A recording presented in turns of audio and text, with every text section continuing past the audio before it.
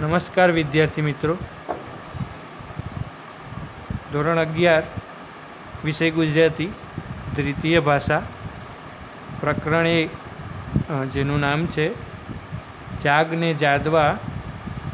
સાહિત્ય પ્રકાર છે પદ અને એના કવિ છે નરસિંહ મહેતા. તો નરસિંહ મહેતા વિશે પરિચય મેળવીએ.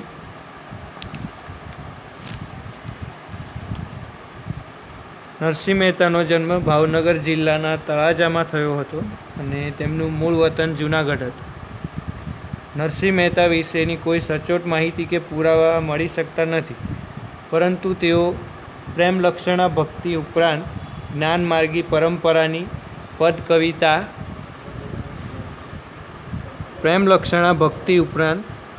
જ્ઞાનમાર્ગી પરંપરાની પદ કવિતાના ઉર્મી કવિ હતા. તેમના અનેક પદો પ્રભાતિયા ખૂબ જ પ્રચલિત છે અને તે આજે પણ ગવાઈ રહ્યા છે. નરસિંહ મહેતા આદિ કવિ તરીકે જાણીતા છે. શ્રી કૃષ્ણના જીવનના અનેક પ્રસંગોને નરસિંહ મહેતાએ દ્રશ્યાત્મક રીતે તથા સરળ શૈલીમાં પોતાના પદોમાં વર્ણવેલા છે. છંદમાં રચાયેલા તેમના પદ પ્રભાતિયા તરીકે જાણીતા છે. ચાતુરીઓ, વસનના પદ, કૃષ્ણલીલાના પદ, ભક્તિબોધના પદ દ્વારા તેમની અદ્ભુત સર્જકતાનો ખ્યાલ મળતો રહે છે. હવે આપણે કાવ્ય પરિચય મેળવીએ. જાગ ને જાદવા આ પદ શ્રી કૃષ્ણની બાળ લીલાનો ભાવસભર પરિચય આપે છે. તો પહેલો પ્રશ્ન તમને થાય કે આ કાવ્યમાં શેના વિશે સમજાવવામાં કહેવામાં આવ્યું છે, તો શ્રી કૃષ્ણની બાળ લીલાનો ભાવસભર પરિચય આપે છે. ગોપાલના નામ તરીકે જાણીતા એવા શ્રી કૃષ્ણને અહીં ગોવાળિયો કહેવામાં આવેલ છે અને તે યાદવ કુળમાં જન્મેલો છે, તે માટે જાદવો કહેવાય છે. ગાયોના ધણ સાથે શ્રી કૃષ્ણ મોકલવા માટે જગાડવામાં આવે છે અને તેના વર્ણનમાં માતાનો ભાવ નીતરી રહ્યો છે. એટલે અહીંયા નરસિંહ મહેતાએ માતાના ભાવથી આ કાવ્ય રચ્યું છે એમ કહેવાનું. ગોવાળોના ટોળાના વડા તરીકે શ્રી કૃષ્ણને જ યોગ્ય તથા મુખ્ય ગણવામાં આવે છે. દહીં, ઘેબર અને કઢિયેલ દૂધ ખાવા પીવાની વાતો કરતા શ્રી કૃષ્ણને જગાડતા કવિ હાથીને મારવા, કાલિયા નાગને નાથવા અને પાપીઓને હણી લઈ આ ધરતી પરનો ભાર હળવો કરવા અંગે શ્રી કૃષ્ણને જગાડવામાં આવે છે.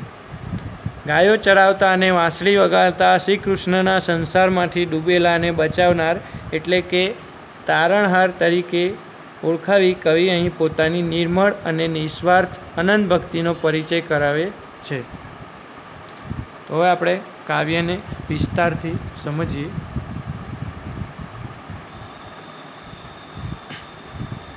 પ્રથમ પંક્તિ છે,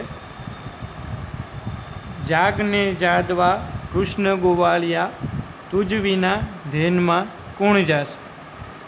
જાગ ને જાદવા કૃષ્ણ ગોવાળિયા તુજ વિના ધ્યાનમાં કોણ જાશે. અહીંયા ધેનનો અર્થ ધેનુ એટલે ગાય થાય છે, પણ અહીંયા ધેનુના ટોળામાં એટલે ગોવાળ, બરાબર, ગાય ચરાવવા માટે કોણ જશે. જાગ ને જાદવા કૃષ્ણ ગોવાળિયા. નરસિંહ મહેતા કહે છે કે હે કૃષ્ણ ગોવાળિયા, જાદવા તું જાગ, તારા વગર ગાયોને ચરાવવા કોણ જાશે.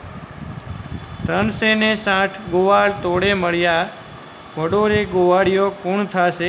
જાગ ને જાદવા કૃષ્ણ ગોવાળિયા. 360 એટલે 360 ગોવાળિયા તોડે મળ્યા છે કે વડો રે ગોવાળિયો કોણ થશે.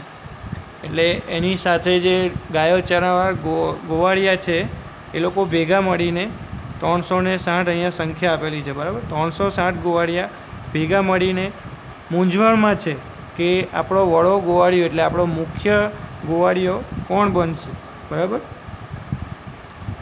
દહીં તણા દહીં થરા, ઘી તણા ઘેબરા, કઢિયેલ દૂધ તે કોણ પીશે. દહીં તણા દહીં થરા, ઘી તણા ઘેબરા, બરાબર. દહીં તણા એટલે દહીંમાંથી બનાવેલા અને દહીં થરા એટલે એક જાતની જાડી પોચી પૂરી, બરાબર.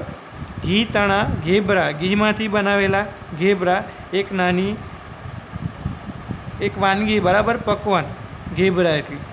કઢિયલ દૂધ તે કોણ પીશે? કઢિયલ એટલે ઉકાળેલું, બરાબર, ખૂબ ઉકાળેલું હોય જે કઢેલું હોય એમ કહેવામાં આવે તે કઢિયલ દૂધ.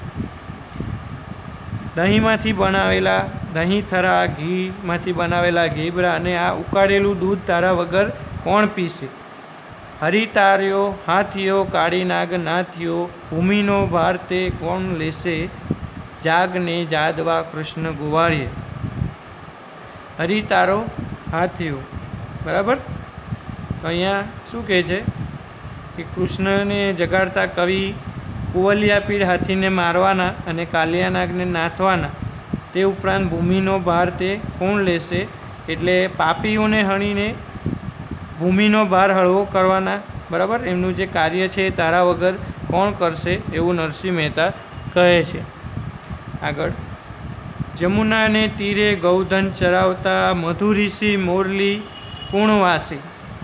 જમુનાને તીરે, બરાબર, જમના નદીના કિનારે, જમુના નદીના કિનારે, યમુના નદીના કિનારે ગૌધન ચરાવતા, ગાયોનું ધણ, ગૌધન એટલે ગાયોનું ધણ ચરાવતા મધુઋષિ મુરલી કોણ વાસે, એટલે મધુઋષિ મુરલી કોણ વગાડશે? બરાબર. ભણે નરસૈયો તારા ગુણ ગાય રીજીએ, બુડતા બાયડી કુણ સાસે. બરાબર.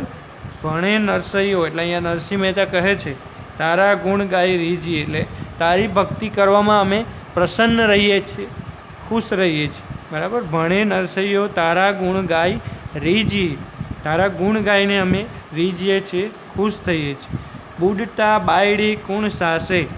બુડતા બાયડી, બરાબર, એ અમારી જે સંસારરૂપી જે નાવડી છે, બરાબર, એને બુડતા અમારો હાથ કોણ ઝાલશે? બાયડી એટલે બાવડું, બરાબર, કોણ અમારો હાથ પકડશે અને અમને બચાવશે? જાગને ચાદવા કૃષ્ણ ગોવાળિયા, તુજ વિના ધ્યાનમાં કોણ જાશે? તો આ બધા જે કામો છે એ કૃષ્ણ ભગવાન વગર અટકી જાય એમ નરસિંહ મહેતા કહે છે. એના માટે કૃષ્ણ ભગવાનને જગાડવા ખૂબ જ જરૂરી છે, બરાબર. એટલે શ્રી કૃષ્ણને સંસાર સાગરમાંથી ડૂબતા બચાવનાર તારણહાર તરીકે ઓળખાવી કવિ પોતાની નિર્મળ ભક્તિનો અહીં પરિચય આપે છે. વિદ્યાર્થી મિત્રો, હવે આપણે સ્વાધ્યાય જોઈએ. પહેલો પ્રશ્ન છે, નીચેના દરેક પ્રશ્નનો એક એક વાક્યમાં ઉત્તર લખો. એમાં પહેલો પ્રશ્ન છે, શ્રી કૃષ્ણને શા માટે જગાડવામાં આવે છે? તો આપણે કાવ્યમાં જોયું તેમ એનો જવાબ આ પ્રમાણે, શ્રી કૃષ્ણને એટલા માટે જગાડવામાં આવે છે કે ગાયો ચરાવવા તેમણે જવાનું છે, તેને મુખ્ય ગોવાળ તરીકેનું કામ કરવાનું છે, બરાબર છે. બીજો પ્રશ્ન છે, ગોવાળિયાને કયો પ્રશ્ન મૂંઝવે છે? તો મેં જેમ આગળ કીધું તેમ 360 ગોવાળિયા હતા એમ, તો એનો જવાબ આ પ્રમાણે છે, જાદવા એટલે કે શ્રી કૃષ્ણને જગાડવા અંગેનો પ્રશ્ન મૂંઝવે છે, બરાબર, કારણ કે શ્રી કૃષ્ણ જાગશે નહીં તો જે એમનું ગાયો ચરાવવાનું ને બીજા બધા જે કામો છે એ અટકી જશે. શ્રી કૃષ્ણ માટે કવિએ કયા શબ્દો પ્રયોજ્યા છે? બરાબર, આ પ્રશ્ન તમને પરીક્ષામાં પૂછાય એવી શક્યતા છે, તો તમારે નોંધ કરી લેવી. શ્રી કૃષ્ણ માટે કવિએ જાદવા, વડો, ગોવાળીઓ જેવા શબ્દ પ્રયોજ્યા છે. Thank you.